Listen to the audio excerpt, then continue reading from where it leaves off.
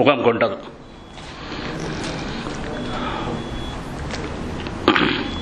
தொண்ணூறிலிருந்து போருக்குள்ளே வாழ்ந்து பழகிய நாம் வெள்ள மூச்சு விடக்கூடிய ஒரு சந்தர்ப்பம் கிடைத்தது. குண்டு வீச்சுகள் இல்லாத நாட்கள். அப்போது நண்பர் சிவராமகர் வண்டிக்கு வந்திருந்தார்.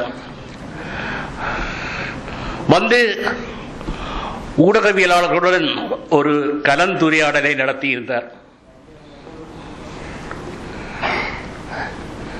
அப்போது அவர் குறிப்பிட்ட சில விஷயங்கள் வெறும் வார்த்தைகளாக அல்ல,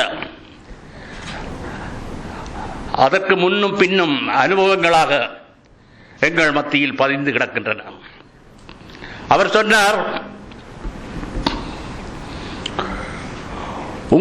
உங்களுடைய தலைக்கு மேலே எந்நேரமும் குண்டுகள் தொங்கிக் கொண்டிருக்கின்றன. எந்நேரமும் அது விழுந்து உங்களை கொன்று விடலாம்.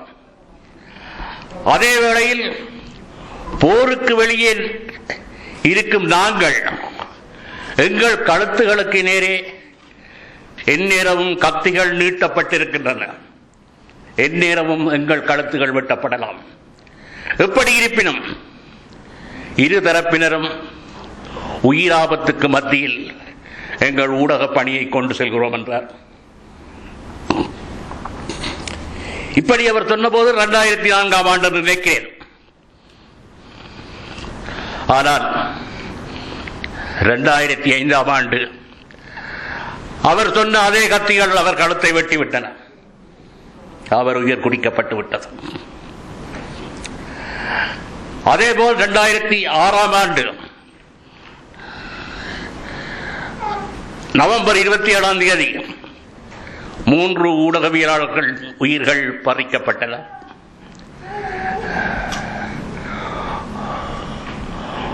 உலகம் முழுவதும் எதிர்பார்த்திருந்த ஒரு சிறப்புரையை வானொலி ஒலிபரப்ப இருந்த நேரம், அது ஒலிபரப்புவதற்கு 10 அல்லது 15 நிமிடங்கள் முன் வானொலி நிலையத்தின் மேல் குண்டுகள் விழுந்தன, விமான குண்டுகள். சுதா என்ற ஊடகவியலாளர் சகோதரி அந்த இடத்திலே இருந்தார். தரமு லின்பியோ என 2 ஊடக பணியாளர்கள் அந்த இடத்திலே கொல்லப்பட்டனர். இன்னும் பலர் காயமடைந்தனர். எந்த சிறப்புரையை உலகம் முழுதும் கேட்கக்கூடாதென்று, அதாவது அந்த சிறப்புரையை கேட்பதற்காக சர்வதேச ஊடகவியலாளர்கள் எல்லாரும் பவுனியில் வந்து குவிந்திருந்தனர்.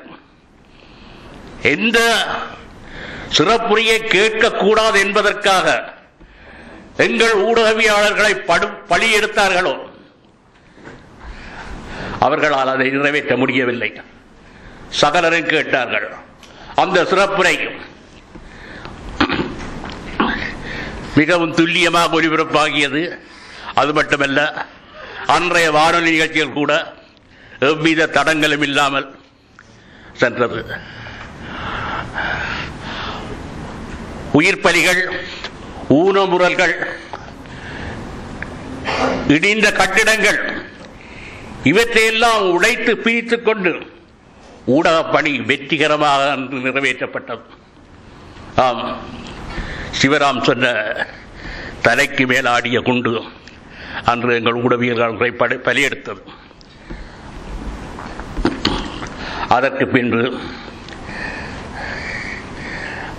வன்னியின் ஊடகவியலாளரின் வாழ்வு சாவுக்கிடையில் நகர்ந்தது.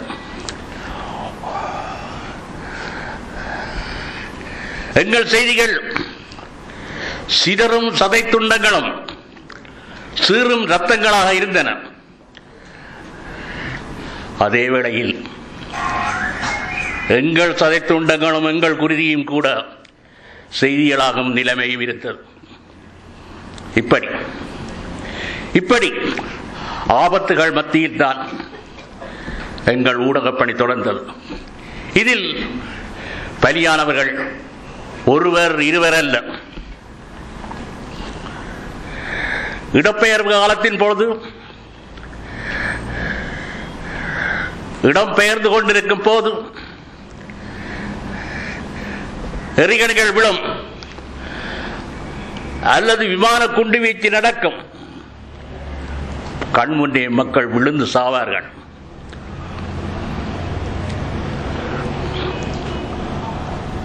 ஊடகவியலாளன் செய்தி சேகரிப்பது மட்டுமன்று பணியாக இருக்காது.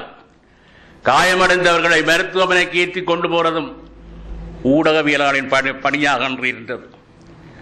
அன்று ஊடகவியலாளன் சமூக சேவனாகவும் வேலை செய்ய வேண்டிய தேவை இருந்தது. அதே வேளையில் தனது தாய் சகோதரி இறந்தால் கூட அந்த இடத்தில்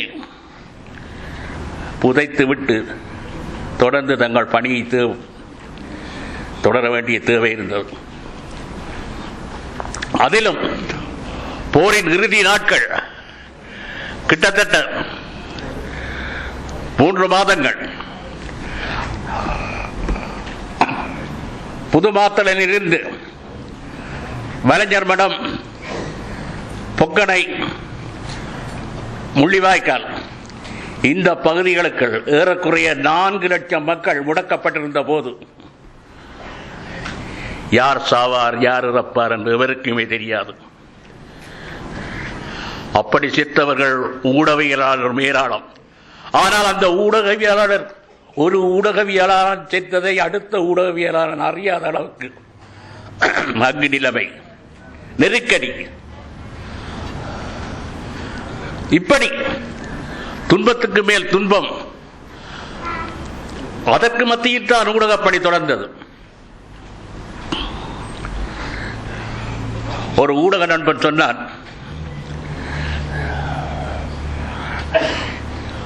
ஒரு குண்டு விழும்போது எல்லோரும் அந்த இடத்தை விட்டு ஓடிக்கொண்டிருப்பார்கள், நாங்கள் அந்த இடத்தை நோக்கி ஓடுவோம். இதுதான் போர் பிரதேசத்தில் எமது ஊடகவியலாளர்கள் சந்தித்த அவலம். அவலமல்ல, காட்டிய வீரம் என்று கூட கூற வேண்டும்.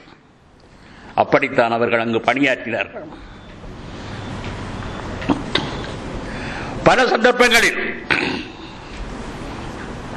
அங்கு நீண்ட வரிசையில் நின்றுதான் உணவுக்காக அரிசியோ அல்லது வேறு சீனியோ மாவோ வாங்க வேண்டும். மிக குறைந்த அளவு உள்ளதைத்தான் அங்குள்ளவர்களும் மக்களுக்கு பகிர்ந்தளிக்க வேண்டும். இந்த நேரத்தில் ஊடகவியலாளனுக்கு மனைவி உண்டு, பிள்ளைகள் உண்டு, வயிறுண்டு, பசியுண்டு. எனவே ஊடகவியலாளனும் போய் நிற்பான் வரிசையில். திடீரென அருகில் குண்டு விழும், உயிர்கள் பறிபோகும், பலர் காயமடைவார்கள். ஊடகவியலாளன் செய்தி எடுப்பான், செய்தி எடுத்துக்கொண்டு கொடுக்க வேண்டிய இடத்துக்கு ஓடி விடுவான். பிறகு வந்து பார்த்தால் இங்கு உணவுப் பொருட்கள் வழங்கிய இடத்தில் அவை மூடிவிட்டிருக்கும். ஊடகவியலாளன் வீட்டுக்கு போவான் வெறுங்கையுடன். மனைவி அவன் முகத்தை பார்க்க, பிள்ளைகள் மனைவியின் முகத்தை பார்க்க, மனைவி அவன் முகத்தை பார்க்க அவன் நிலம் பார்ப்பான்.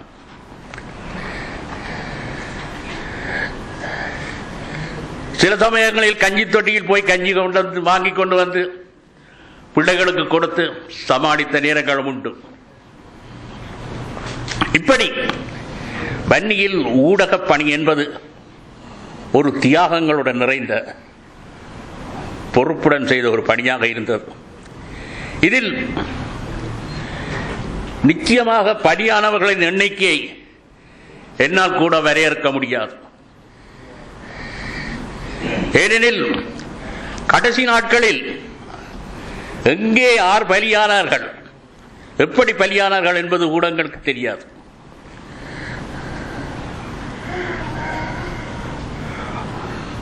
ஒரு ஊடகவியலாளன் ஒரு நாள் என்னிடம் வந்து கேட்டார்,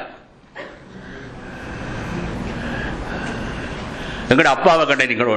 தங்கட அப்பாவை எல்லோரும் ஒன்றாகத்தான் வெளிக்கிட்டவர்களாம், தவற விட்டு விட்டார்கள். நான் காணவில்லை என்றேன். அப்படி பணியாற்றும் முனைப்பில் தங்களுடைய குடும்பங்களை விட்டு பிரிந்து, பிள்ளைகளை விட்டு பிரிந்து துயரப்பட்ட கதைகள் நிறைய உண்டு. எனவே நான் அதிகம் இங்கு உரையாற்ற விரும்பவில்லை. ஏனெனில் நாம் ஆற்றும் முறையெல்லாம் சோகத்தை சொல்லிய முறைகளாகத்தான் இருக்கும், துன்பத்தை சொல்லிய முறையாகத்தான் இருக்கும். ஆனால் ஆத்மார்த்த கோபத்துடனும் கொதிப்புடனும் உங்களிடம் ஒன்றை முன்வைக்க விரும்புகிறோம். நாம் மன்னியில் ஊடகவியலாளராக உயிரை கொடுத்து பணியாற்றினோம். எங்களுக்கு அங்கீகாரம் கிடைக்கவில்லை. ஏனெனில் நாங்கள் வெளியுலகத்தில் இருந்து பிரிக்கப்பட்டோம். மன்னியில் தான் கொலின் சம்மையாருக்கு, சர்வதேச ஊடகவியலாளர் கொலின் சம்மையாருக்கு கண் பறிபோனது. பிறகு ஈராக்கில் அவர் கொல்லப்பட்டார். ஆனால் வன்னியில் கொல்லப்பட்ட எங்கள் ஊடகவியலாளர்களுக்கு அங்கீகாரம் கிடையாது. ஏனெனில் நாங்கள் இரும்பு சப்பாத்துகளாலும் துப்பாக்கிகளாலும் சுற்றி வளைக்கப்பட்டிருந்தோம். வெளி போர் பிரதேசத்துக்கும் அதற்கு அப்பாற்பட்ட பிரதேசங்களுக்கும் இடையே தொடர்பே இல்லை. அதற்கு நடந்தவை அத்தனையும் அவுங்கி போயின. அப்படித்தான் தொழில் செய்தோம். ஆனால் இன்று நாம் இடம்பெயர்த்து இருக்கிறோம். இன்று பல ஊடகங்களும், எல்லாரையும் சொல்லவில்லை, பல ஊடகங்கள், உள்நாட்டு ஊடகங்கள், வெளிநாட்டு ஊடகங்கள், வெளிநாட்டின் உதவியுடன் இங்கு நடக்கும் ஊடகங்கள்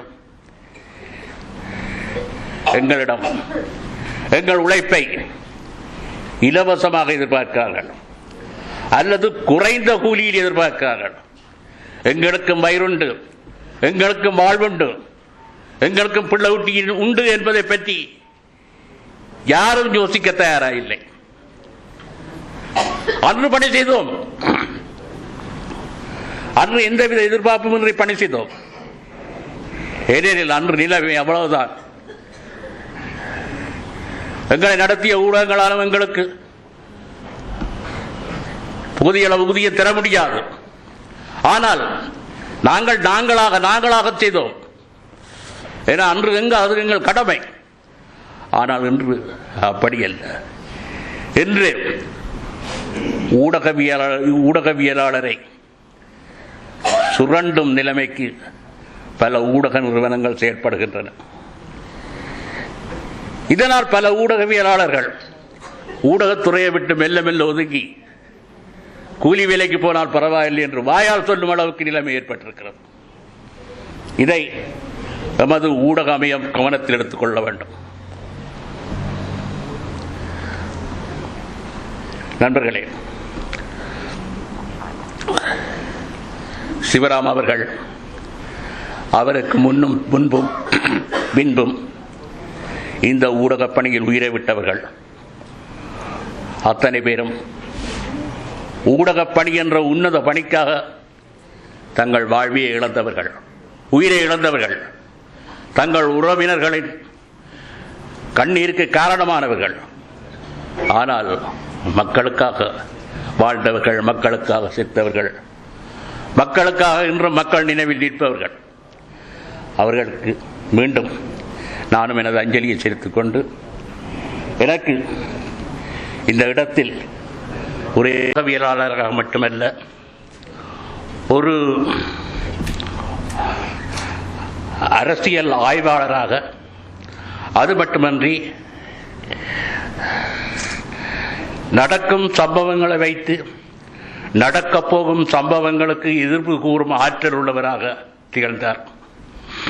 அவரை இழந்தது ஊடக உலகுக்கு பேரிழப்பு என்பதை நான் மட்டுமல்ல, நீங்கள் அனைவரும் ஏற்றுக்கொள்வீர்கள்.